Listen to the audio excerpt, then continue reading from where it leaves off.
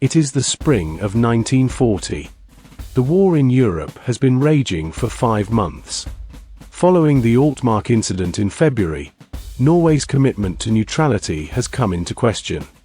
By March, Adolf Hitler has developed serious doubts regarding Norway's true intentions, and he issues Führer Directive No. 10, codenamed Operation Weserübung, the German invasion of Denmark and Norway. On April 9th, Germany launches coordinated attacks across Norway in the first German combined arms operation of the war.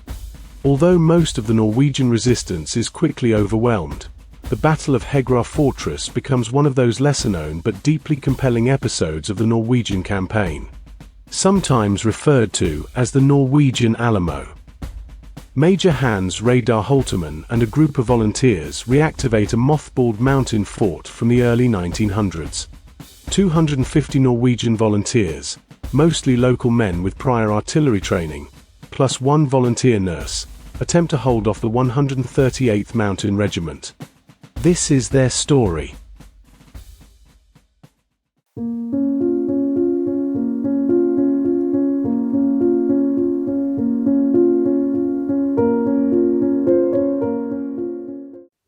Hello everyone, thanks for stopping by the Solo Gamers Club.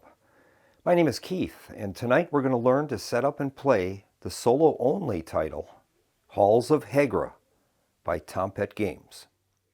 The game comes in a very modest 10.5 inch by 10.5 inch by 2 inch thick box. That's 26.7 by 26.7 by 5 centimeters.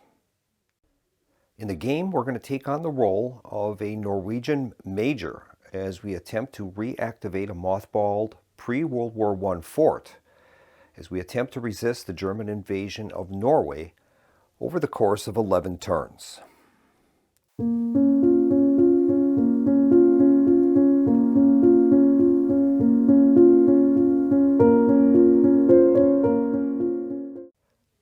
Let's pop the top and see what we have inside.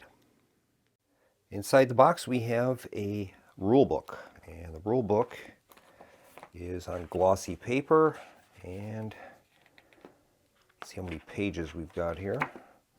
32 pages. So 32-page rule book, full color, has the components and setup instructions, and then the gameplay. On the back is a very handy player aid. Next, we've got a set of 5 dice, D6s, stack of cards, 3 bags. We've got a recruit bag, a patrol bag, and a hit bag. And we've got some cardboard. These are snow tiles. And then we've got a small sheet of square and circular counters. Next is a map overlay, and that has the mobilization and first attack sides that will be attached to the board. Next, we've got the game board, and we'll take a closer look at that in a bit. And then we've got some German Wehrmacht meeples, some cubes, and some more cards, and some roundels. And we'll see what all this means. We begin by laying out our game board. The game board measures 22.5 by 20.5 inches. Now, to win the game, we're going to have to survive a total of 11 turns. These 11 turns are divided into 3 stages. We've got a mobilization stage, first attack stage, and then a siege stage. The siege stage is broken into Siege 1 and Siege 2. And then finally, we're going to have to make a last stand. So in order to win the game, we have to survive until turn 11 and not allow the surrender track to reach the skull and crossbones location on the track. In addition, we need to maintain enough healthy defenders to prevent the fort from being overrun. And that is the number that is listed to the left of the boxes. Depending upon the level, that is the number of healthy defenders we must maintain to prevent the fort from being overrun. And as I said earlier, the game is divided into 3 stages. And during the mobilization phase, that's where we're going to explore our fortress and repair broken equipment, plan new supply routes, and recruit defenders for the coming siege. During the first attack segment, that's where we have to defend the village of Hegra, which is going to be attacked first. It's at the foot of the fortress. And during that sequence, we're going to make our final preparations for the coming siege. If we examine the game map, we'll see that the fortress of Hegra is located here. And then you have the village of Hegra located here. There's a rail line coming into there. And that's going to be the first area that the German Mountain Regiment is going to enter into the map. They're going to attempt to attack that first, and then once that is done, then they will start making their attack proper on the fortress. The next stage is the siege stage, and that is broken into 2 segments, the Siege 1 and Siege 2. During those stages, we're going to have to endure bombing, artillery attack, and direct infantry attacks while we attempt to maintain the morale of our defenders. Now, each turn of the game is divided into 3 phases. We're going to have an event phase, followed by a morning phase, and then a day phase. During the event phase, we're going to draw and resolve a card from the current active deck. At the top of the board, we have areas for cards: mobilization, first attack, Siege 1, Siege 2, and last stand. So during the opening 3 turns of the game, that's the mobilization segment, we'll be drawing cards from the mobilization deck. During the event phase, we're going to draw and resolve a card from the active deck, and then in the morning phase, we're going to allocate our supplies and assign our orders to our personnel. Finally, in the day phase, we're going to resolve those orders that we've assigned and attempt to strengthen our position for the following turns. Now, this game offers many interconnected choices, each with varying bonuses and risks. Now, this game centers on the concept of opportunity cost. When we assign assets to a specific action, those assets cannot be used to perform other actions. So we will constantly need to be careful of the resources at hand and how we employ them. Now, this game, by its very nature, requires us to have a complete understanding of the phases that are coming in the future. As an example, during the mobilization phase, we need to recognize the importance that supply routes will have during the first attack and siege stages later in the game.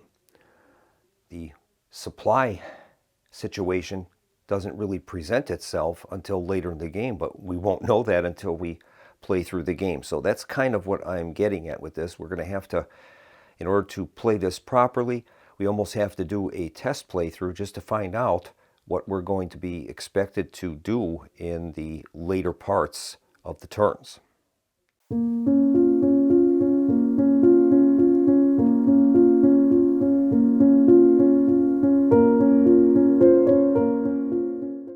So for the setup, we place out the main game board as we have. And then in addition to that, we're going to place the small board in the mobilization side of the board.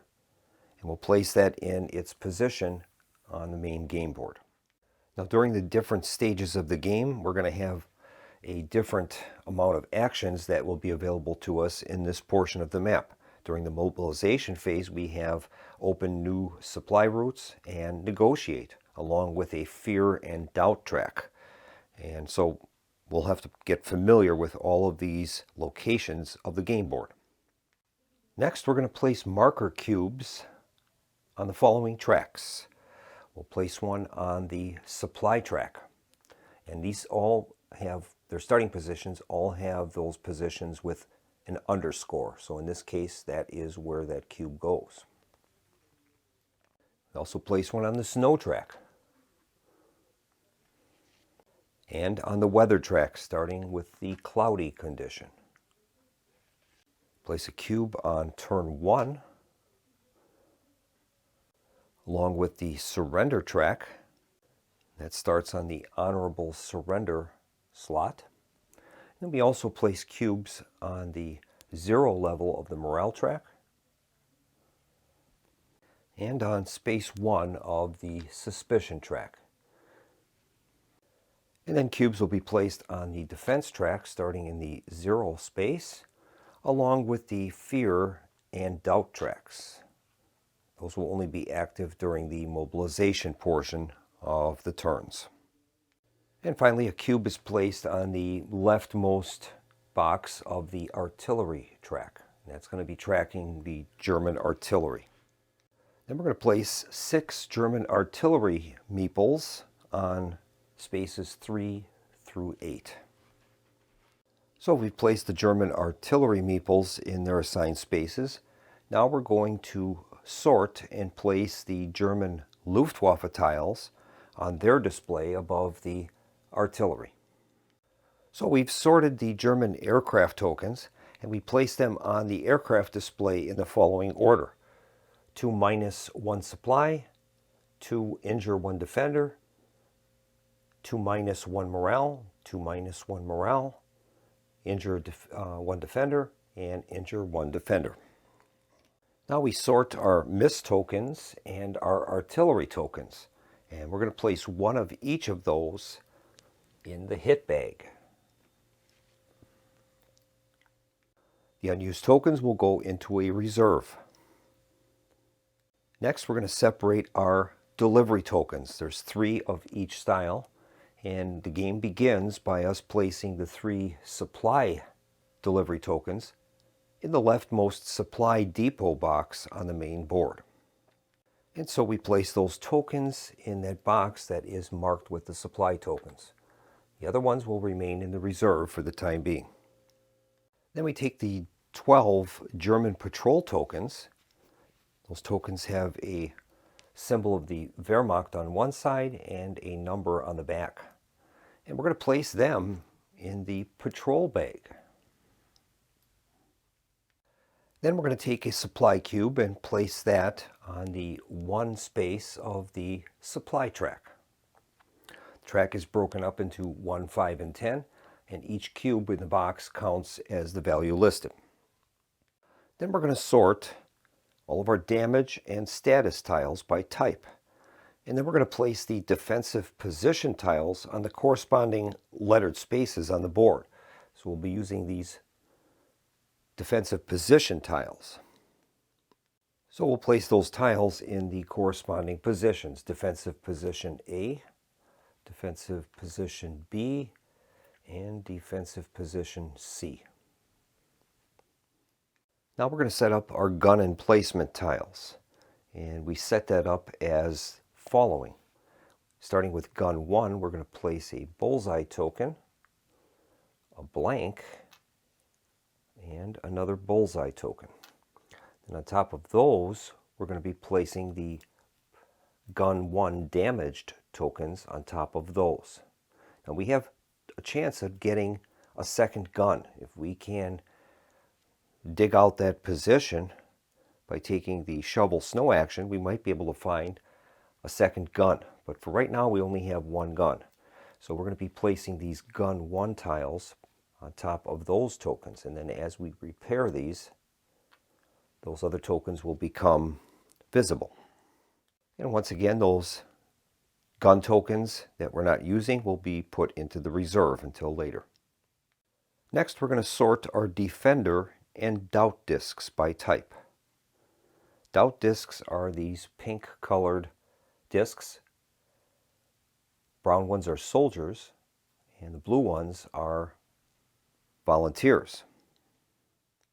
We're going to place 6 doubt tokens, 3 soldier and 3 volunteer discs in the reserve. Then we're going to place our 1 officer, 2 volunteers, and 3 soldier discs into the ready area. You'll see on this display we have a tired, rest, and ready area. So those tokens will go into the ready area, meaning that they are ready to have actions assigned to them. Now we're going to take our remaining tokens. We have 6 soldiers, 6 volunteers, 3 hunters, 3 medics, and 1 doubt disc, and we're going to put those into our recruit bag. So we'll place all of those tokens into the black recruit bag. And then we're supposed to designate an area next to the recruit bag, and that'll be called the recruitment area, and we'll just use the space next to the recruit bag for that area. Then we're going to take the German infantry meeples, I'm going to place those in a container, and we're going to place those in the reserve. Now we're going to take our event cards and we're going to separate them into decks based on the image on the face of the card. So we'll have a mobilization deck, first attack, siege 1, siege 2, and finally we will have our last stand cards. Now we have removed some advanced cards from the game for our first game, and there's 2 advanced cards in the siege 1 deck and 1 in the siege 2 deck, and those are clearly marked in a red banner as advanced. We're going to remove those for our first game. That makes the game quite a bit more difficult. So we'll put those back in the box, and then we're going to shuffle each of these decks and then place them in their designated locations near the top of the board. So we've shuffled each deck and we've placed them in their assigned slots at the top of the board. We have a total of 12 mobilization cards, 12 first attack cards. As we're not using the advanced cards, we will only have 9 in the siege 1 deck. We'll have 10 in the siege 2 deck, and finally 3 last stand cards. Now the beauty of this is, as an example, we have 12 mobilization cards. Well, during this game we're only going to be seeing 3 of them. Same goes for the first attack deck. We're only going to be seeing 3 of those 12 cards, so that will greatly add to the game's replayability. Then we're going to sort our low and high morale card decks. In addition, we're going to sort the hope and despair decks as well. Those cards may be introduced into the decks. They have the same back as the parent cards, and that's a way for us to introduce hope into a low morale situation or despair into a high morale situation. So I placed those morale decks off to the side of the board along with their corresponding despair and hope cards. All of these cards are the same, so they would be, when they're introduced into the deck, if they're drawn, it says you must choose this card when drawn. The low morale and high morale cards are all different. Now the game also offers an advanced module called the mission deck, and this is a deck that consists of 4 cards. At the beginning of the game we can draw one of those, and then that mission becomes active throughout the game. If we're able to complete it, we would gain some rewards. But I think at this time, since we're still just starting to learn the game, we're going to put those back in the box and we'll introduce those at a future time. And our final step of the setup is we're going to take our snow tiles, randomize those, and place them in the snow tiles area on the board. Now it's important to note that this was a mothballed fort. It hadn't been used in approximately 30 or 40 years. So no one in living memory really knows the layout of this place. It's all covered in snow, and so these tiles represent locations in the fortress that we haven't found yet. And so that is the setup for Halls of Hegra. One change I'm going to make is I've decided to use some red dice in place of those smaller white dice that the game comes with. These might show up a little bit better on the film. Now I'm going to open up the comments section for this video, and I'd like your comments on what you think of this game, the fact that this is a solo-only game, and what you think of the gameplay and mechanics from a solo standpoint. In addition, I'd like you to comment on whether you'd like to see a full playthrough of this game. Now to me, this game is very reminiscent of a few other titles that I have in my collection. It's heavily reminiscent of games like Robinson Crusoe and This War of Mine. And it adds in some extra elements like bag building in addition to the action selection. It's really not a worker placement game, it's more of an action selection game.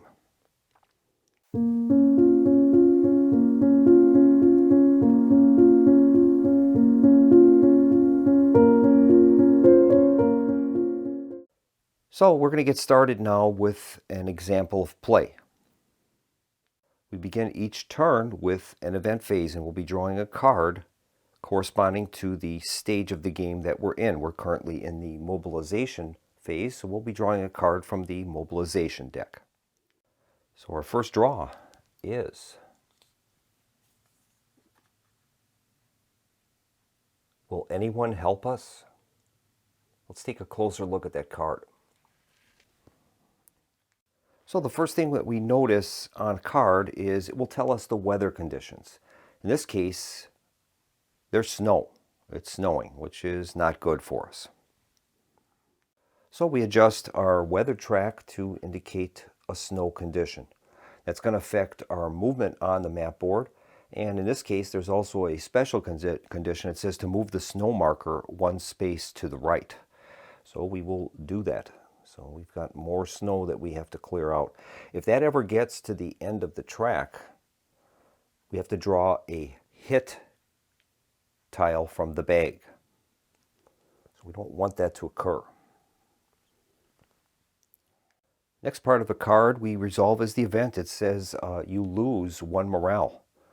You must move the doubt marker 1 level up. All right, so our people that are currently at the fort are losing kind of hope a little bit as to the gravity of the situation. So we adjust our morale marker down 1. We're at -1 right now. And in addition, we have to raise our doubt marker up 1 level. Now our fear track and doubt track are limited to just during the mobilization phase. The fear track is going to tell us at the end of this phase how many of our defenders are going to leave the area. So we want to keep that as low as possible. The doubt track will tell us how many doubt tokens that we'll be introducing into the recruit bag. The more doubt tokens, the greater chance that we have of not being able to recruit more people to our cause. Then at the bottom of the card, we see some icons down here, and one of them tells us to place a doubt token into the recruit bag. So that's what we're going to do. So we're going to mix a doubt token into the recruit bag. Give that a shuffle. So as it currently stands, we have a total of 20 tokens in that recruit bag, of which 2 of them are doubt tokens. The next icon on the card tells us that we're going to do our recruitments. We're going to be able to make up to 4 draws out of the recruit bag. We can stop whenever we want to. But if a doubt token is drawn, it's going to limit us to the number of recruits that we'll be able to gather for the turn. So it's definitely a push your luck mechanism. Now if we happen to be unlucky and draw a doubt token with our first draw, we get to continue drawing out of the bag until we get 1 defender out of the bag, and then that is the one that we'll get for the turn. Incidentally, the other icons on the card along the right hand side, those are the priority of the type of defenders that would take as a casualty in the event that that was called for. We would begin in this case with our volunteers, and we would go to our hunters, and then medic, and then our officer, and then finally a soldier. So we're going to start with our first recruitment. We're going to take our recruitment bag and we're going to start drawing out tokens. We can take up to 4 of them during a recruitment. So we'll make our first draw. First one is a volunteer. Now when a volunteer comes in, if we end up taking him, he comes with 1 supply, which is great. we're going to definitely continue drawing. And here's the next one. And that time we have a hunter. Now, these tokens have different abilities. They're stronger in certain things. Other things they can't perform. There's certain actions that certain types of defenders can't perform. In the case of a hunter, you'll see here under shovel snow. If we place one in that action, it's going to count as 2 tokens in that area. So we've got a total of 18 tokens left in the bag, of which 2 of them are doubt tokens. So I think we'll continue drawing. Here is the third one. And we've got another one of those hunters. That's great. So we've got a total now of 17 tokens in the bag, of which 2 are doubt tokens. So that would give us a little over 11% chance of drawing one of those. So I think we're going to do it. We will draw another token, and this will be the final token we're going to draw. And this time we've got another volunteer. That is awesome. He is also going to come with a supply. That is great. So we're going to place those supply tokens that we got from the volunteers into the supply area, and we'll place those 4 tokens we just drew and place them in the ready area. So we'll place our supply cubes in the supply area. We've got 3 supply right now. And then we're going to place our defenders in the ready area. And these are the tokens that we have available to us to assign to actions during the turn. So that completes the event phase, and now we move on to the morning phase. And what would happen here is we're going to use these supplies to move our personnel that were in the tired area into the ready area. Now at the start of the game, all of our defenders are ready. They're fully supplied. But once they perform actions, they're going to be returned to the tired area, and then we're going to have to use supplies to be able to move them into the ready area for future actions. It's a very important element in the game.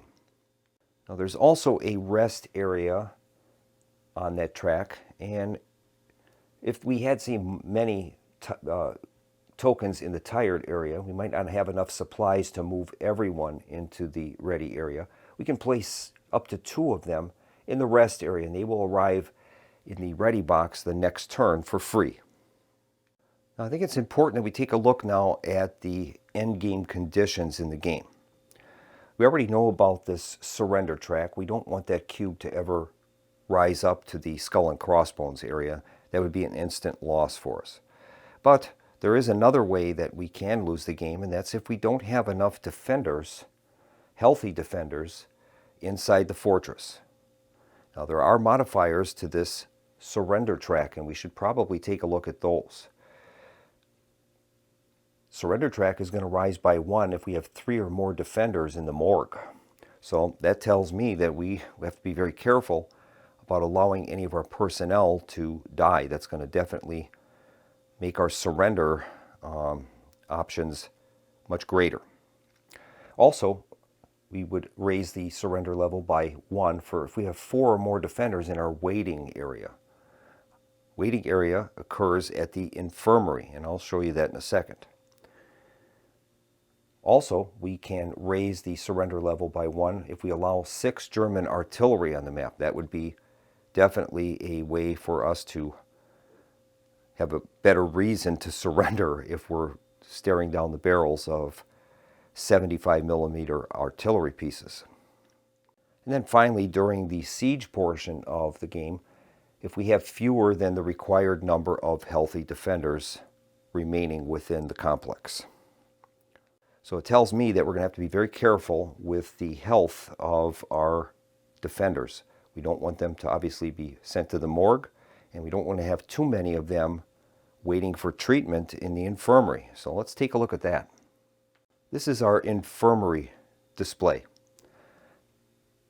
As defenders become wounded due to the upcoming battles, they're going to be sent to the infirmary. Now we have basically 3 beds available that we can use to treat those injured defenders. And And then we have a waiting area, and at the bottom of that is the morgue. What will happen is, as defenders are wounded, we can place them on any available beds that we have. If those beds are filled, then they have to remain in the waiting area, and during the start of the turn, the waiting area is going to be moved down. Any tokens in that area will be moved closer to the morgue, and then any defenders that are under treatment will move up the track, and eventually when they get to the green plus symbol, they can be released back to duty. Now if we have medics, we can place them into that treatment area, and that will facilitate the treatment of our wounded defenders, and then that would allow anybody in the waiting area to occupy those beds. Any token can be used there, but obviously the medics are the most beneficial. Next part of this step is we have to place our defenders on different action spaces around the board. We're not required to do it, but obviously we want to gain certain benefits that'll help make our fortress more defendable. Now there are many actions that we can assign our defenders to attempt to accomplish. We'll go through each of those so that the viewers can get an idea of exactly what benefit and detriment we have from each type of action. Now these actions, when it comes time in the day phase, we're going to resolve these after the tokens are placed, and they will be resolved in order. We would begin with 0, mobilization. We'd resolve anything that's happening here. 1, defend the walls. 2, artillery fire. We'd be able to fire any active field guns that we have.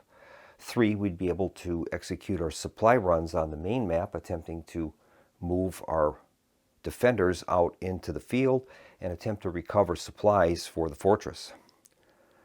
Then on number 4, we would have several maintenance options that we can take. Any of the options that have the Norwegian flag are eligible for us to place workers or defenders to try to accomplish.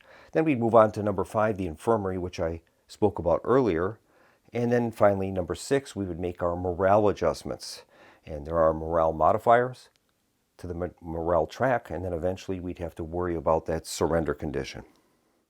We'll begin with the mobilization area.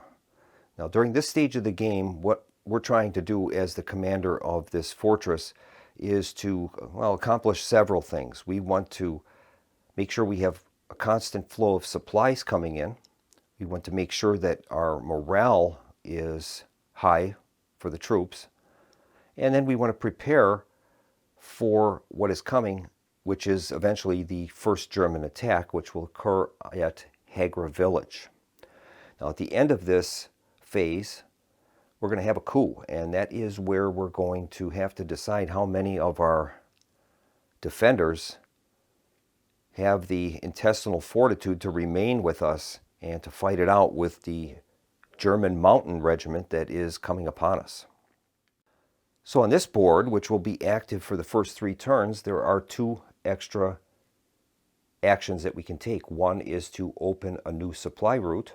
Another is to negotiate. Now, some of these actions require more than 1 token to be able to activate them. As an example, we have open new supply route. Add delivery tokens to a new supply depot, and that's going to take 2 tokens in order to accomplish that. Then we have the negotiate action. We can move 1 marker on either the fear or doubt tracks down 1 box. And I've discussed the fear and doubt tracks with you earlier, so it's important for us to want to keep those as low as possible. Now in the case of the negotiate action, we can find out here that the leader or commander is worth 2 tokens if we place him there. He's more effective at negotiating with the defenders and getting them to keep basically their fear down and their doubts down. Another action that we have available to us is defend the walls. Now this isn't going to be very active during the mobilization portion of the game, but it will play a very important role during the first attack and when the siege finally comes against us. What we need to do is, we have right now this defensive positions area, and we have 1 generic area and then defensive positions A, B, and C. We can use repair actions to repair those. And then that would allow us to place a defender pretty much on the line. And then he's going to be able to fire at the Germans that are going to be approaching either the village of Hegra or the fortress. In addition, we have a defense track. It starts at 0. Now this defense track is very important. This will basically soak up any hits that are going to come against our defensive positions once the Germans show up in an attack stance. The higher the defense level, the less of their hits are going to get through and affect our defenders on the line. You'll also notice a position here for field telephone. Once we start shoveling snow, we might be able to find that field telephone, and it's going to give us an extra action on that board. Action number 2 is the fire artillery area. Once we would repair our field gun, we're going to be able to use that for several actions during the game. Now this is the only action that we can only use once. Even if we put 5 or 6 defenders in this fire area, we can only use this once. So you only want to ever place 2 defenders there. Now we can't use volunteers, and we can't use medics, and we can't use the foresters, or I should say hunters. Those cannot be used to fire the guns. They're not trained in that. So we would have to use either the leader or a soldier. But that would give us the ability to choose one action for each of the guns.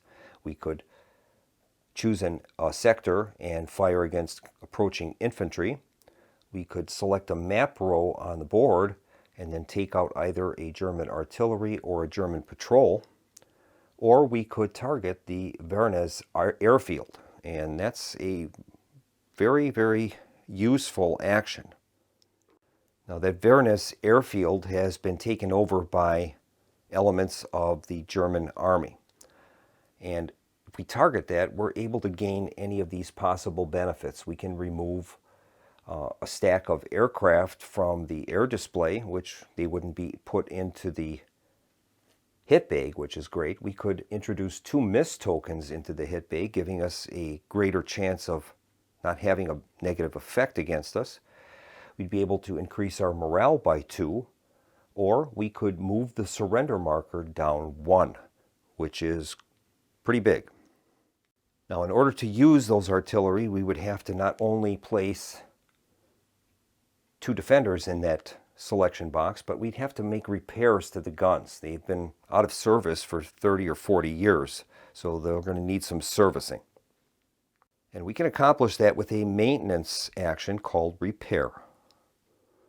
Now another action that we can attempt is a supply run. We're going to send out a team of defenders in this location. They're going to appear on the map board at the fortress, and then they can, depending upon the weather conditions, they'll be able to move along connected areas, attempting to reach those supplies along the top half of the map. Once they get there, they'll be able to claim one of those tokens and then try to bring that back to the fortress. For each successful supply run, we're going to gain morale, and we're going to gain 2 supplies in addition to whatever the specialty of the token is. Either extra supplies, taking out German patrols, adding miss tokens to the hit bag, or we can decide if we want to have morale or to be able to recruit extra soldiers. Now every time that we make a successful supply run, the suspicion level is going to rise, and that is the suspicion of the German troops in the area. They're wondering, well, how are they getting their supplies in here if we have these patrols out here? Well, that's part of the fun of this game, is trying to outmaneuver the German forces on this map. Eventually, German patrols are going to be placed on the map randomly, and that's going to interfere with us moving through the different regions attempting to get to those supply areas. Now there's also a special thing that will become available possibly from the snow tiles, and that's called counter patrol. And that would offer us the ability to be able to use some forces to take out German patrols that are interfering with our supplies.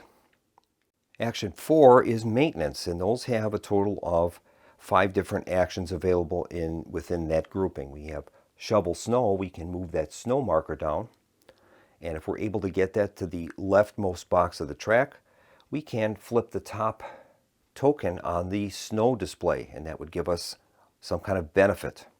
We also have the repair action, which I alluded to earlier. It takes 2 personnel in order to activate that. For each grouping of 2, we would be able to remove a damage tile or an unjam tile, status tile, from an item within the display. Then we have bolster, and that allows us to increase our defensive level on Area 1, defend the walls, which we discussed earlier. The higher the defense, the less German attacks will have an effect on our defensive positions. Then we have the promote action, and that has to use a leader, and then we'd be able to promote either a volunteer or a hunter to a soldier. We'd give them basic remedial training in the use of weapons and how to operate the artillery pieces, so that would make them more effective. And then finally we have the inspire action. It takes 2 tokens to do that, and we can move our morale marker up 1. We're basically attempting to keep the morale of the people in the fortress as high as possible. You'll see here that the leader is valued at as though 2 tokens were placed there if we place the leader there.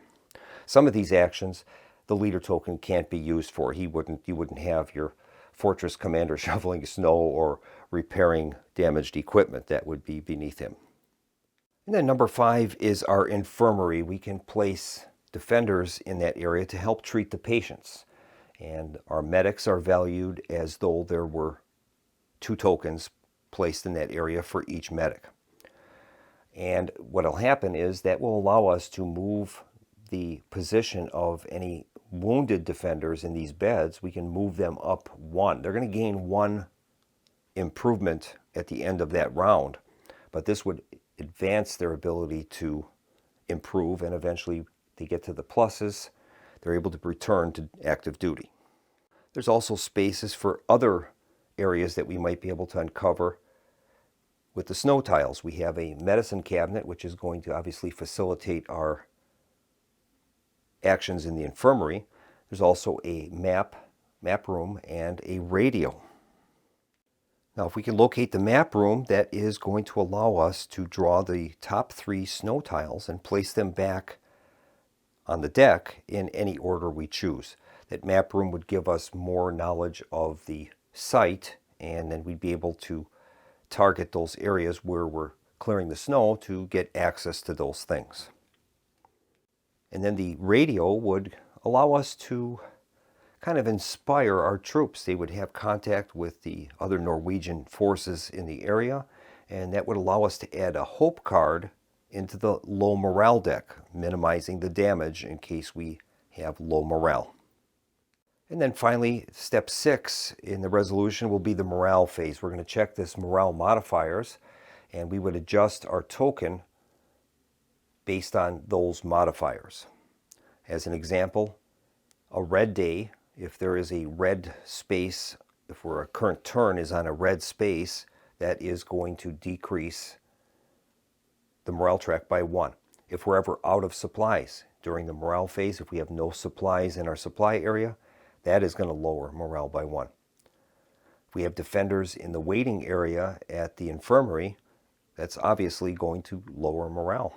And then, of course, -1 for every defender that is currently in the morgue. If the defender starts seeing, hey, we're taking too many casualties, I'm not liking this, that's going to decrease the morale.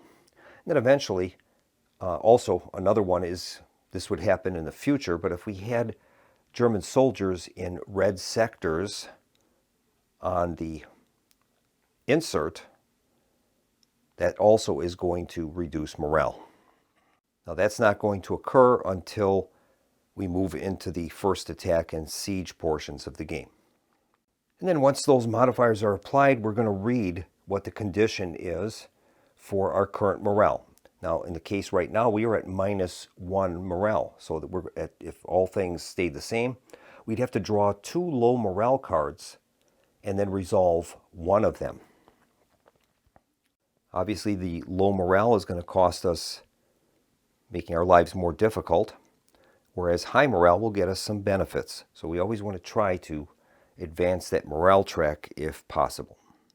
One way that we can get automatic advancements to morale is by adjusting our doubt track. If we can reduce the amount of doubt in our defenders, getting that down into these portions of the track, we're going to gain 1 morale or possibly 2 morale at the start of that morale phase. So that's something that we might want to work on, and we could use that, adjust that with the negotiate action. Now, another thing that we have to be aware of is on the turn track, you're going to notice that there are Wehrmacht symbols on various turns of the game. What that tells us is that we're going to be introducing German patrols from the patrol bag onto the map, and that makes our travels on the map more difficult. So we have to be aware of that.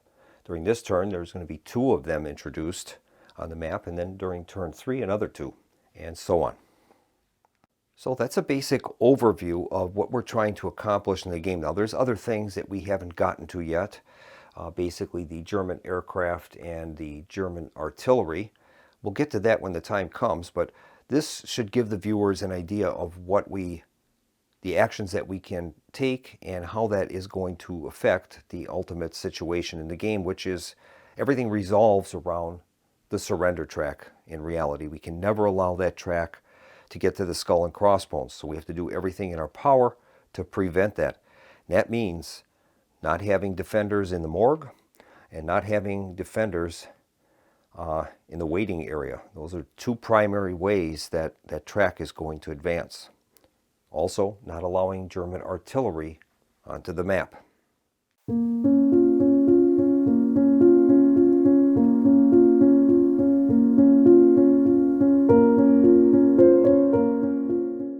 So we'll get started now on assigning our defenders to different actions around the board. Now, this is going to be my first playthrough of the game, and the viewers and I will be learning this as we play. But one thing that popped into my mind was an old axiom from the Emperor Napoleon.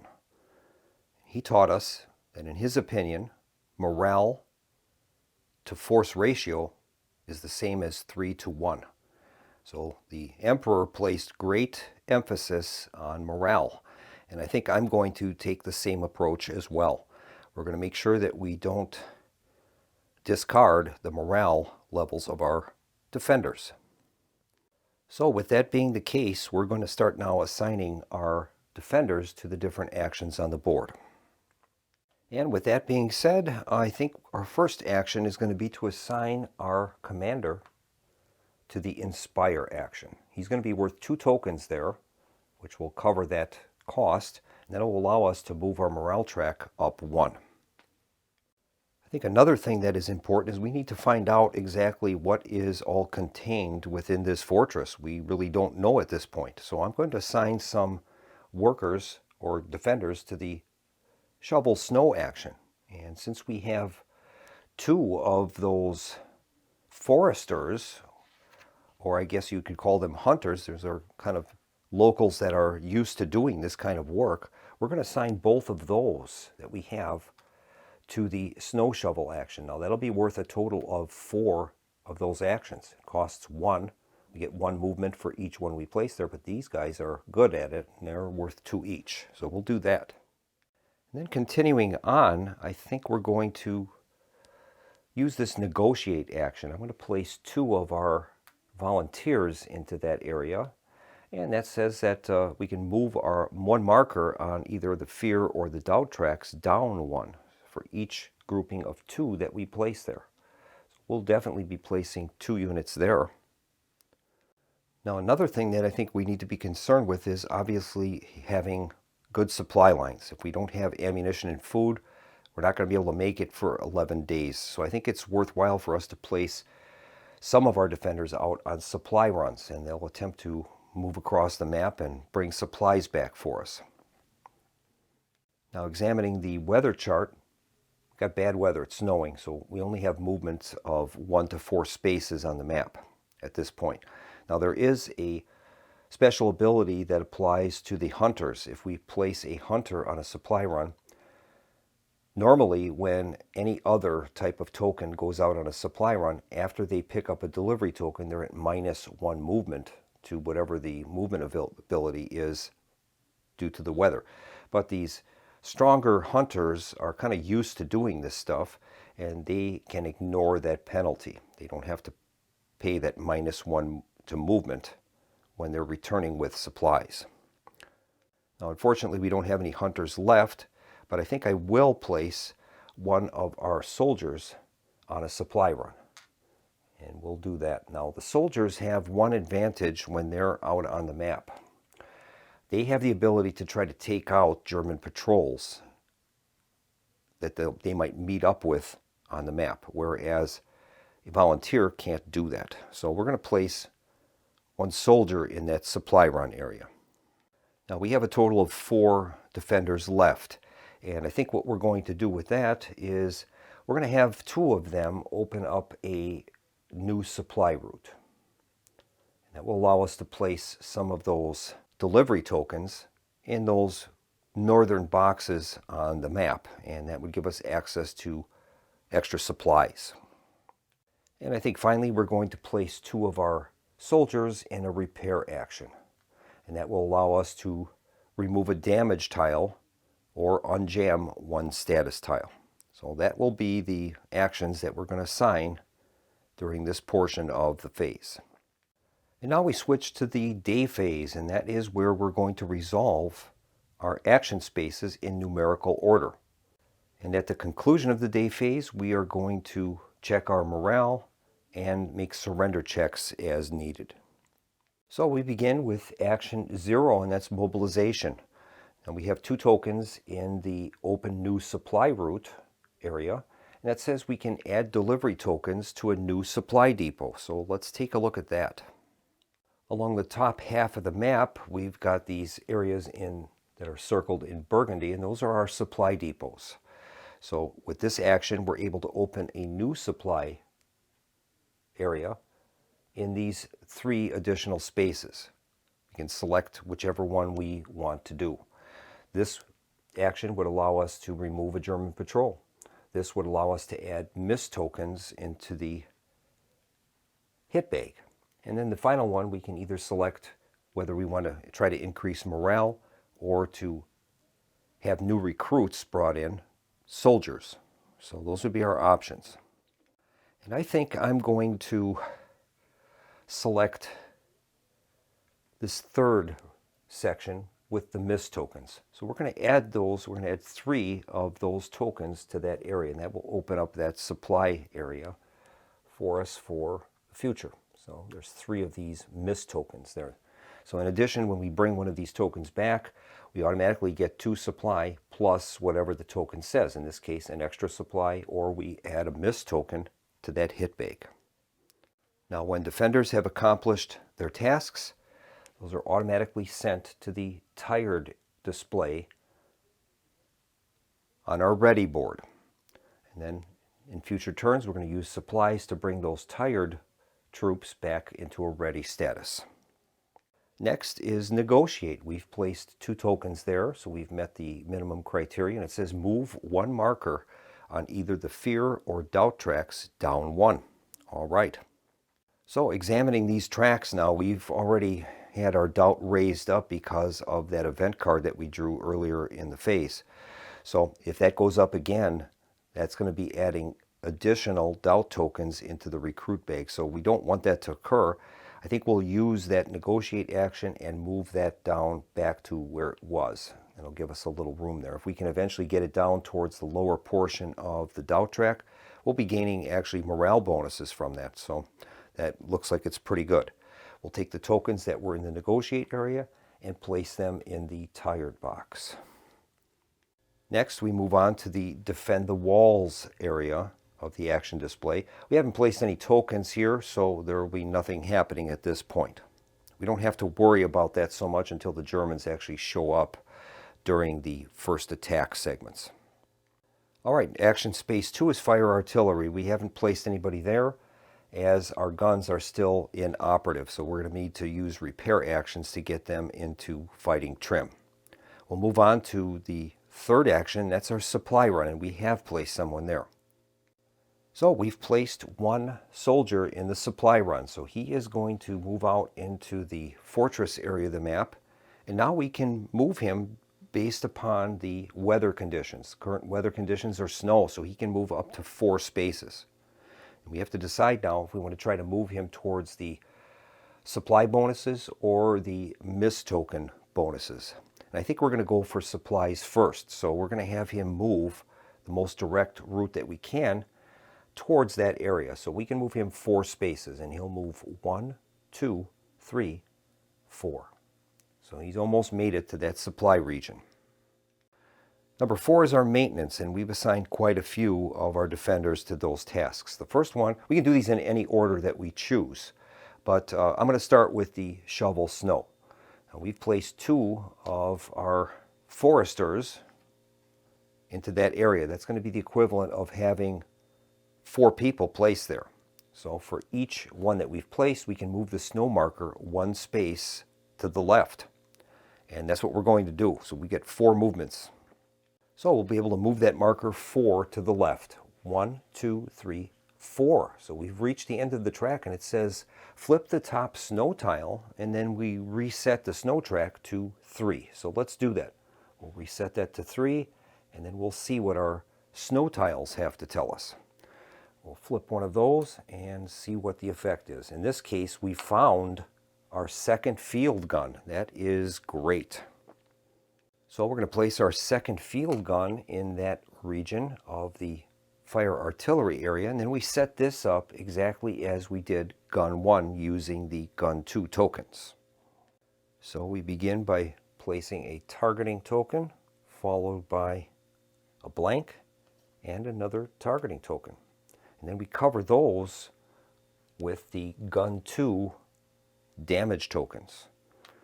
We found the gun, but it is in disrepair, so we have to fix that before it can become operational. That was a good pick on our part. So the 2 hunters that we used for shoveling snow will go to the tired box. All right, now we've placed 2 soldiers in the repair area, and that says that we can remove 1 damage tile or unjam 1 status tile. So we're going to use those 2, and they are going to repair one of our guns, and we'll repair gun 1 to start out with. So we'll remove the leftmost token on the top that reveals the targeting token. That will allow us now to fire that field artillery. So that's great. This token will be placed back into the hit bag. We don't put it into the supply. We're going to place that into the hit bag, and that means that it could be targeted by the Germans in the future. So we'll place that token into the hit bag. And now we've placed our commander in the inspire area. He's worth 2 tokens there, so that means that we've met the criteria. We'll place his token into the tired area, and now that allows us to move the morale marker up 1. So we can advance that morale marker up 1, and we're back to 0, which is better than having the -1 where we'd be drawing low morale cards. So that was very good. Number 5 is the infirmary. Well, luckily we don't have anyone that is wounded, so we don't have to treat anyone. We'll move on to number 6, and that's our morale phase, and we are going to start out by applying any of these modifiers. First one is red day. Red day would be bad news. You'd be getting news from runners that things aren't going well for the Norwegians. And those would be occurring on turns 6, 9, 10, and 11. If we were out of supplies, we would have to move that down 1. Well, fortunately, we have 3 supplies. That's great. -1 for defenders in the waiting area. We have no one in the waiting area at the infirmary, and we have no one in the morgue, which is always a good thing, so we won't lose any morale for that. Finally, if there were any German soldiers in red sectors, that won't apply until at least the first attack area when we get to that stage. So right now we end with the morale track being at 0. If we check our surrender table, none of those types of conditions are active, so we leave our surrender table where it is, and that currently it's at honorable surrender. We need to have at least 5 healthy defenders in order to keep the fortress from being overrun. Now we take a look at our turn track and we notice there are 2 Wehrmacht symbols on turn 1. So that means that we are going to be adding German patrol tokens. We're going to be drawing them from the patrol bag and placing them out on the map. So let's take care of that right now. Now the map is divided into different colored sectors. We've got green, gold, cyan, and brown. Now during this phase, we're in the green mobilization area, so any German patrols are going to be showing up on these 6 green spaces. So we're going to have to draw 2 tokens from the patrol bag. On the reverse side tells us what position they're going to be placed in. Obviously we want to keep location 1 clear if we can, because that's the area we're currently using. But we have no control over this at present. So we'll draw 2 tokens and then place them in the assigned spaces. Here's the first one and the second one. All right, let's flip them over and find out where they are appearing. First one is in zone 1. Where else would it be? So that German patrol has moved into the space where we've got a soldier. Now that has no effect on us at this point. It's only when we enter a space with a patrol. The next one is also in location 1. That is not good. So we've got 2 German patrols stalking us right now.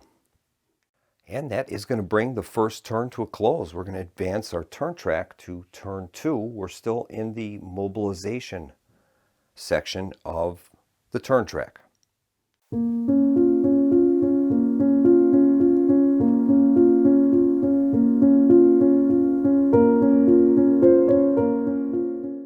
So we will start another turn, and we begin with our event phase, and we're going to draw a card from the mobilization deck. And this time we've drawn the card. The will to fight is falling among the locals. All right, let's see what this card's about. All right, so our first step is to check the weather, and once again we've got snow, so we'll leave our weather token in its current position, but we have to move the snow marker 1 to the right. So we will do that. We'll move that from 3 up to 4. Once again, if it ever gets to the end of the right side of the track, it's going to force us to draw a hit token, which we don't want to do. Next part of the event card says we have to draw a disc from the recruit bag and place it in the reserve. We would redraw any doubt disc that we would select. So we'll give that a shake up and draw a disc out. And this one is not going to be available for us. This goes to the reserve. And we've drawn another one of those hunter tokens. So that is going to go into the reserve. We'll place that in the reserve. Next, we have to add a doubt token into the recruit bag. So we'll take one of those pink doubt tokens and mix that in to the bag. All right. Now we get to do our recruiting just as we did during the first turn. And we'll draw out our first recruit from the bag. The odds are slightly increased now. Here's the first token, and we've drawn a volunteer. And as you know, a volunteer comes with a supply, which is always good. We'll draw our second one. There's no reason not to. If we draw a pink token, we would just get the token that we have there. Here's the second one. That one's a soldier. All right, now it becomes a decision. Do we want to keep drawing, or do we want to just take what we've got? And incidentally, just so the viewers know, if a doubt token was to be drawn, that limits us to selecting only one of the tokens that we currently have visible, but worse yet, the token that is not selected is not put back in the bag, it is put in the reserve. So it is a definite penalty to draw one of those doubt tokens, so we don't want to do that. I'm definitely inclined to stop at this point, so I think we will do that. We're going to add that supply token to our supplies area. And then we're going to place both of these tokens in the ready area. All right. And if you've been keeping track, that means there's 14 tokens in the recruit bag right now, of which 3 of them are the doubt tokens. That would give us a little over 20% chance of drawing one of those right now. So I'm probably glad that we stopped when we did. Now we move on to the morning phase, and now this is a new portion of this phase that you haven't seen during the first turn. We have to use the supplies that we have to prepare our tired defenders and move them into the ready area. Now we have a total of 4, 5, 6, 7, 8, 9 of those tired defenders. For each supply cube, we can move 4 of those defenders to the ready area. So, one thing I should point out is eventually the value of our supplies is going to diminish. There will be events that will happen during the game that are going to move this tracker down, and then pretty soon we're only getting 3 of the defenders moved to the ready area for each supply, or 2 or 1. So we need to take advantage of those more valuable supply tokens at the early portion of the game. Well, I'm going to spend 2 supply tokens, and we'll place those into the reserve. That will allow us to move a total of 8 of our tired defenders to the ready area. So I think what we'll do is, I think we're going to move the 2 soldiers, our commander, the 2 foresters. I always forget the name of those things. And those are actually hunters. Okay, hunters. So we've moved a total of 2, 3, 4, 5, 6, 7, 8. And we'll move 3 of our volunteers in that area. That leaves us with 1 tired volunteer. And I think rather than spending supplies, we're going to use the opportunity to move him into the rest action. We can move up to 2 units into there. And then that unit will move to the ready area at the start of the next turn. And we do that for free.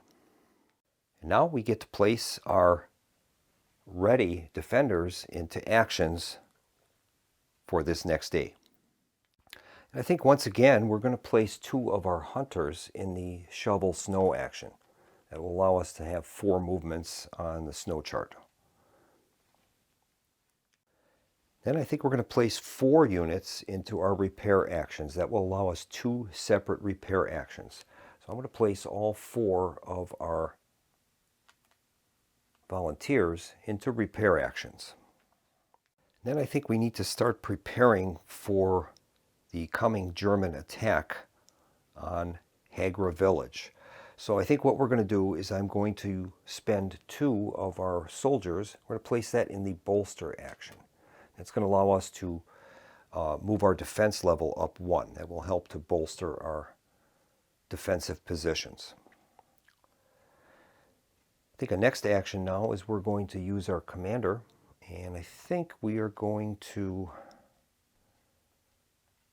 inspire. He's worth 2, so that'll allow us to move that morale track up 1 space. And then finally we have 1 soldier remaining, and I think we're going to send him out on a supply run. All right, those are the actions we've selected for day 2. And during this action phase, we have nothing in mobilization and we have nothing on defend the walls. So we'll move on to number 2, and that's the fire artillery actions. And once again, we haven't placed anybody here yet. I'm waiting till we can maybe repair gun number 2, and then we'd get in fire action for each of our guns that would be active. And hopefully that's something we can do during the repair segment of the maintenance phase. Number 3 is our supply run, and we have placed 1 soldier in that area. So we're going to move him out to the fortress and have him move on the map. So we've moved that soldier out on the tactical map, and now we can move all of the supply run defenders that we've placed on the map according to the weather chart. We can move them 1 to 4 spaces. Well, I think we're going to move him 1 space, and he's going to pick up that supply token that is there. We'll do that. Next is this defender that is coming out on a supply run. And I think we've got a choice now. We could have him try to help out his friend that is to the northeast or northwest there, or we could have him go towards the other supply area that is pretty much clean. I think we'll take that route. So we're going to move him 1, 2, 3, 4. And that's where he's going to move to. That'll complete our supply runs, and we'll move on to maintenance now.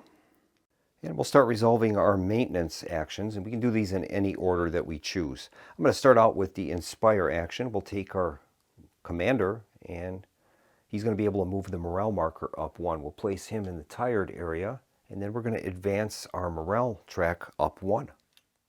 So our morale track moves up to +1.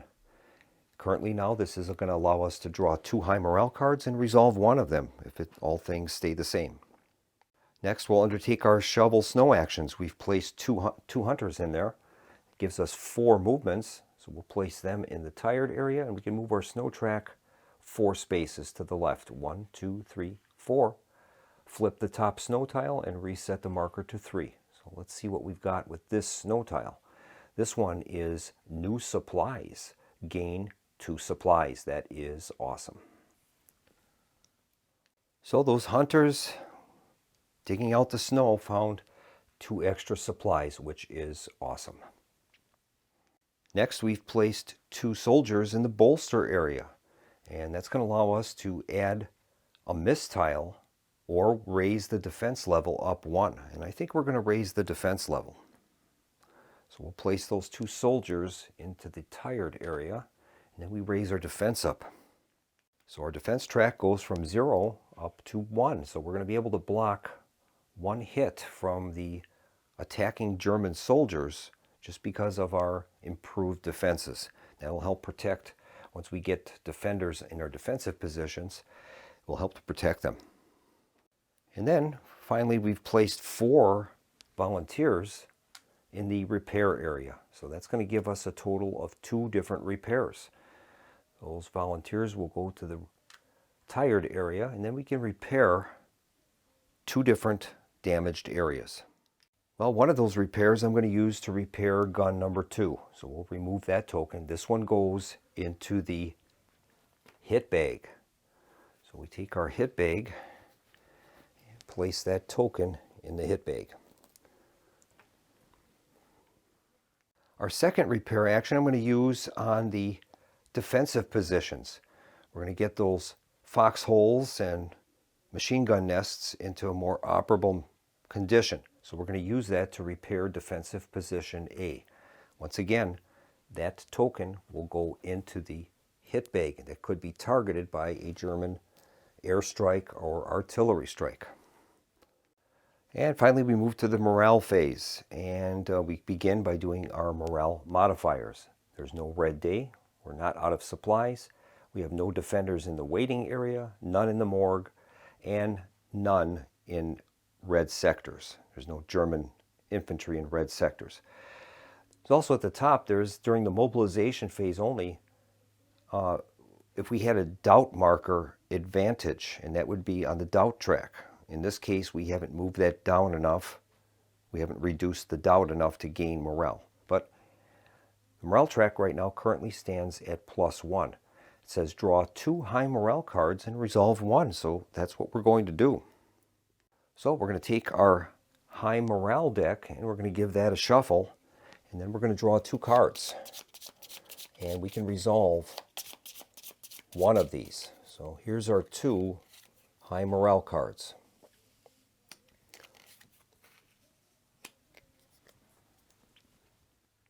Now these morale cards are broken into the different phases or stages of the game. During the mobilization and first attack, we would be reading that area. During the Siege 1 portion, we'd read the middle, and then Siege 2, we read the bottom. It also says at the bottom, if you choose this card but cannot resolve it, instead gain a supply. Now another consideration that we have to decide on is if we take a card, once again, opportunity cost, that card won't be available during the Siege 1 or Siege 2 portions of the game. So that will also be a consideration, not only the benefit we're going to gain, but what benefit would we not be able to gain in the future. First card says, move 2 defenders from the tired area to the ready area. Well, that's a pretty good advantage. Second one is move 2 defenders from the tired area to the ready area. So it really doesn't matter which of the cards we choose for the action, but it would matter what we gain in potentially other portions of the game. Once a card is played, it's placed into a discard pile. And the other options on these cards eventually would be to add 2 mist tokens to the hit bag, or move 2 defenders from the tired area to the ready area. So we have to decide which of the cards we want to play, and in turn remove that other option later in the game. Well, I think we're going to play the first card, and this card will be shuffled back into the deck, and then thus preserving those other results for future turns. So because of our high morale, we get to move 2 defenders from the tired area to the ready area. That is awesome. So I think we'll move a soldier and our fortress commander to the ready area. That saves us supplies from having to pay the supplies to move them into the ready area next turn. So that was great. And so we're going to place that high morale card into a discard pile. We'll place the high morale discards at the top and the low morale discards at the bottom. These are the hope and despair cards that could possibly be added into those decks in the future. So now at the end of the morale phase, we check our surrender situation. None of those things are currently in play, so our surrender marker remains at honorable surrender. And we look at our turn track. There are no Wehrmacht symbols there, so we advance the turn to turn 3. Now this is going to be the end of the mobilization phase, and at the end of the turn we're going to have to conduct this coup, and that is going to determine how many defenders we lose due to fear. And that completes turn 2. And I think what we'll do is we're going to play through the remainder of the mobilization stage, and then if the viewers would like to see a continuing playthrough of this in an extended playthrough, I will produce that on a second video. I think that makes the most sense.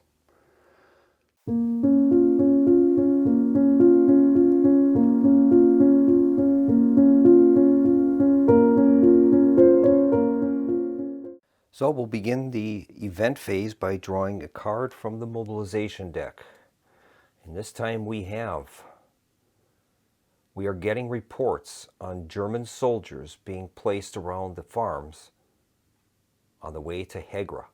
All right, let's take a closer look at this card. All right, we first examined the weather conditions, and we've got sunny conditions today. That is awesome. So we move our weather tracker up to sunny. That allows us to move 1 to 6 spaces on the tactical map. That is awesome. Now the event, it says we have to add 2 patrols. You must move the fear marker 1 level up. All right. So we move our fear level up 1. The people of the area are becoming more fearful because of the advanced number of German patrols on the board. And per that event, we have to draw 2 patrols from the patrol bag. We'll see where those are going to go. Here's the first one. And the second one. All right, let's see where they're going to be deployed to. First one is in location 3 and then location 5. So that's what they're going to go. 1 at 3 and 1 at 5. All right, I guess that could have been worse. We still have 2 patrols in location 1, which is a problem. All right, the next part of the card is we're going to take our recruit bag, and we are instructed to place another doubt token in there. So we will be adding a doubt token into the recruit bag. I think that places 4 doubt tokens in there if my memory serves. Now we're going to conduct our recruitments, and we'll start out with a draw. First one is a doubt token. Okay, so that ends that.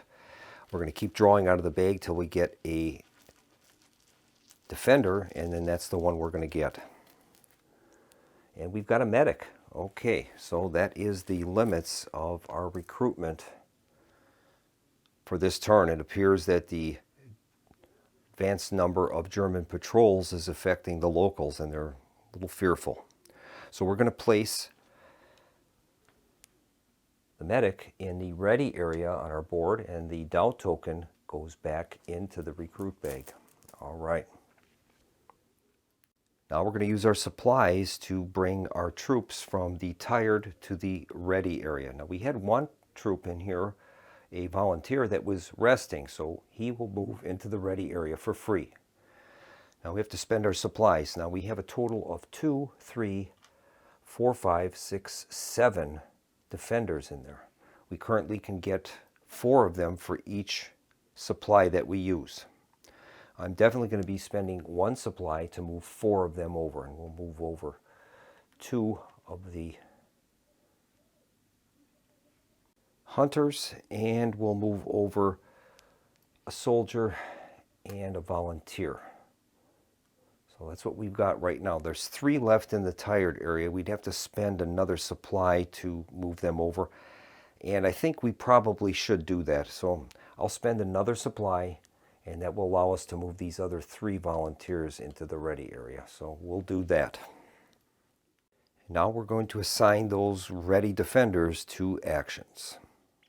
Now, I'm not happy about that fear, the growing fear that is occurring, so I think we need to do something about that, and I'm going to utilize our negotiate action. And we're going to place our leader in that space. He's worth 2, so that gives us currently right now 1 movement on that track. And I wouldn't mind getting another one there. And I think we are going to assign our medic and a volunteer to that action as well. So that's going to give us 2 movements. I think that makes sense. I'm most definitely going to take advantage of our artillery pieces. We have 2 artillery pieces now that are active, and we're going to assign 2 soldiers to that action. That will allow us to fire all the guns that we have. In this case, 2 of them. We can only do this once per turn, though. That's the only action in the game that can only be performed a single time. I think we're going to assign 2 of our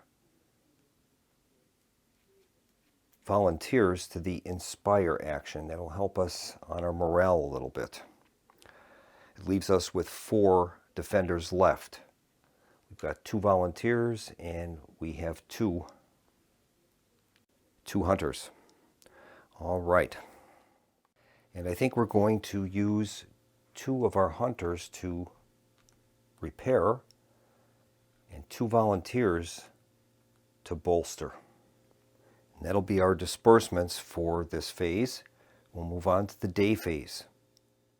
And we're going to start with 0, action 0 mobilization. Now we have placed a total of 4 tokens in that area. It allows us 2 movements on either the fear or doubt tracks. And I think we're going to use both of those to move the fear level down 2. That's going to help us in preserving the number of defenders that we have in the fortress. These tokens are used now. We'll place them in the tired area. Now we have an action that we haven't taken yet, and this is the fire action. We're going to fire our artillery. We've placed 2 soldiers in that area, and they can choose 1 action of these 3 per gun that we have a targeting symbol on. So we're going to get 2 choices here. And I think one of those fires, we're going to use gun 1, and we're going to target a map row. And we're going to take out some German patrols, I think. That's the first thing we're going to do. So we're going to use that map row action, and we're going to select this map row, and we're going to target those German patrols in that area. This will allow us to take out either a German artillery or a German patrol, 1 for each of our targeting tokens. Now this particular gun has 1 targeting token visible. So that will allow us to take out one patrol. And that token is returned to the patrol bag. Now, since we fired that artillery piece, there is a symbol on the road that we attacked with that artillery piece, and it says 5+. So what this means is we're going to roll a d6, and if we roll lower than the number listed, that means that the artillery piece is going to be jammed. So we'll make the roll. We're looking for 5 or 6 to keep the gun operational. And unfortunately, we rolled a 3. So that means that gun 1 is going to be jammed. So we have to flip the rightmost revealed status tile on the gun that we used. In that case, it's going to be gun 1. We have to flip this to its jammed side, and that will take a repair action to get that back to normal. Now for gun number 2, we are going to choose to target the Wehrmacht airfield, and we can resolve one option per revealed targeting token. So we can get one action from that chart. Let's take a look. So on the Wehrmacht airfield chart, we can do the following. Remove one air tile stack, place 2 miss tokens in the hit bag, increase morale by 2, or move the surrender marker down 1. Well, right now our morale is currently at 0, so we're not at a deficit. +2 would be really nice to get that. Also, 2 miss tokens into the hit bag would be nice. But our game-winning conditions have to deal with that surrender track, so I'm wondering if we should be placing that Wehrmacht airfield attack into the surrender marker, and I think we will do that. And so we're going to move that surrender marker down 1 box from honorable surrender down to truce. And then that lessens the number of healthy defenders we need to prevent being overrun. So those soldiers that we used to fire the artillery are placed in the tired box. Move on to our supply runs. Now we haven't sent out any new supply runs, but we can resolve the ones that we do have. And I think we're going to start with, it's sunny weather, we have 6 movement points. So we're going to move this first supply runner into that space, and he's going to take one of those supply tokens. Now on the other track, we have a German patrol. We took care of one of them with our artillery, but there's still one there. So we can't move laterally, so we're going to have to move through that space. So I think we're going to move him into that space. Now we have to make a choice. We can stop and end the movement for the round and reduce the suspicion marker by 1. We could sneak, rolling a 6-sided die, and perform a suspicion check. If the result is higher than the current level, we can continue our move and increase the suspicion level by 1.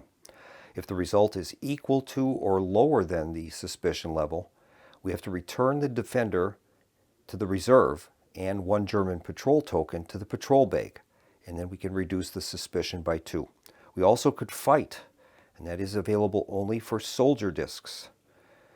We end the movement for the round and return 1 German patrol token to the bag, or an artillery piece to the artillery track, and then we would roll a d6. If the result is higher than the current suspicion level, we would end our movement and increase the suspicion by 1. If the result is equal to or lower, the defender is injured, and then we would have to place the defender in the infirmary. So those are our choices. And I think we're going to take choice 2, and we're going to attempt to sneak. So we'll have to consult our suspicion track. Our suspicion track is currently at 1, so we're going to need to roll higher than a 1 to prevent our supply runner from having a problem with the German patrol, and I think we'll try that. We've spent 1 movement point already, so here is the roll. And we've rolled a 3, so we are successful. That is great. And that says if the result is higher than the current suspicion level, we continue our move and increase the suspicion marker 1 level. So we will do that. Suspicion now becomes 2. Germans are starting to wonder how these supplies are getting into the fortress. Now the weather is currently sunny, so we have up to 6 movement points. We've spent 1 already. So we're going to continue with our move. 2, 3, 4, and 5. We've made it back to the fortress. So now we can resolve returning supply runs. We move the defender to the tired area. So we'll do that. And now we gain 1 morale, and we have to increase suspicion by 1. So the morale level will go up to +1. Suspicion level goes up to 3. And then we gain 2 supplies plus whatever the special is on the token. So in this case, we're going to gain the 2. Plus, I apologize, my battery ran out. So we gain the 2 supplies that we would normally get from any token plus the special. So we're going to gain a total of 3 supplies, and that is awesome. This token will be discarded from the game. So we're going to add 3 supplies to our total. We already have 2 in there, so we'll move up 1 cube up to the 5 area, giving us a total of 5 supplies. Now we'll move on to our maintenance area, and I'll start out with Inspire. Move the morale marker up 1. So these 2 guys will go into the tired area, and we'll move our morale up another 1. So our morale track increases to +2 for the moment. That is great. And then we've assigned 2 volunteers to the bolster action, and they're going to either add a mistile to the bag or increase defense. And I think we're going to increase the defense. So we place those 2 defenders into the tired area, and we're going to increase our defense now up to 2. And finally, we've placed 2 of the foresters into the repair action. So that will allow us to repair, remove a damage token, or unjam 1 status tile. So I think we are going to repair our field artillery. And that will allow us to unjam gun number 1. So that's back up to fighting trim. And now we're going to make our adjustments to the morale. And as it stands now, none of those things apply. So there'll be no modifications. We're at the +2 level. That means we can draw 3 high morale cards and resolve 2. We reset our morale track to 0, and we're going to draw 3 cards from high morale. So we'll take our high morale deck and give that a shuffle. And then we'll pull 3 cards. All right, here's the 3 cards.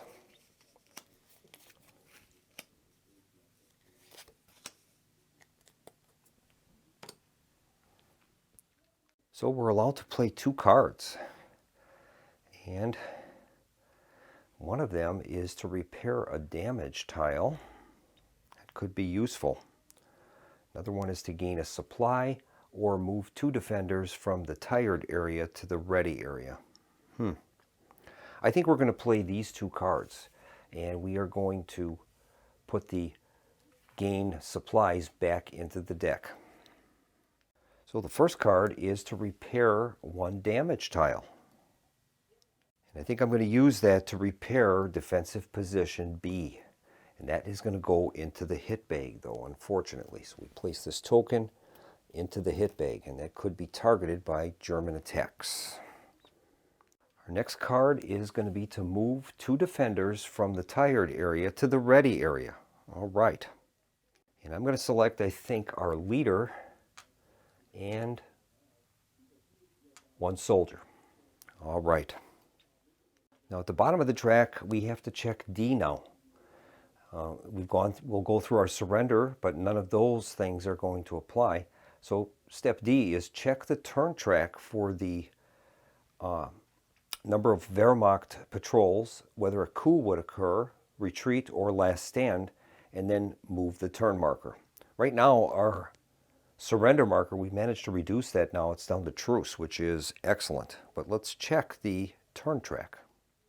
Our turn track says that there is a coup and 2 German patrols are going to come out on the board. So we'll start out by placing the 2 German patrols. We're going to take our patrol bag and we're going to draw 2 tokens out and place them on the board. Okay. And we've got 1 and 2. Okay, let's see where those are going to go. First one is in position 4. Second one is position 1. Okay. We're still in the mobilization phase, so these tokens will be positioned on the green track. And we have one that's going to be going into 1, so that's a second patrol there. That's not good. And another one into 4, and that is not good either. All right. Now we have to resolve the coup. It says resolve this at the end of day 3. Step 1, draw X number of discs from the recruit bag and place them in the reserve. X is where the fear marker is. Redraw any doubt discs. Well, we've moved our fear marker down to 2, so we only have to make 2 draws. And that's a lot better than it could have been. So we'll randomly draw out 2 defenders. First one is a volunteer. Second one is a soldier. Okay, so those 2 are going to go into the reserve, but it could have been worse. Step number 2, move the supply marker 1 step to the right. That is not good. So our supply marker gets moved 1 to the right, and now our supplies are only worth 3 rather than 4. So we're only going to be able to move 3 of our tired defenders to the ready area for each supply token we spend. Incidentally, if we don't want to use supplies, we can also move 2 defenders from tired to ready by spending morale. We're pushing the troops basically beyond their exhaustion level based upon military discipline, but comes at a cost of morale. Step number 3, place 1 defender on each defensive position not covered by a damage tile. Take these defenders from the tired, rest, or ready areas. If you place 3 to 4 soldiers, you receive +1 or +2 morale, depending upon how many are placed. All right. Now the type of troops that we place on the defensive positions do matter. And it depends on, obviously the soldiers are much more skilled at defending a foxhole or a machine gun nest than you would for some of the other types. So we'll have to take that into consideration. But we'll also need to have soldiers available in order to fire our artillery pieces. So that's going to be interesting.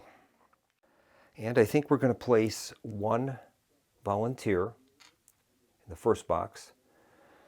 And then we're going to place a second volunteer in position A and a soldier in position B. And that's how we'll handle that. Now we placed a total of 3 defenders on the line. So that's going to get us a +1 to our morale.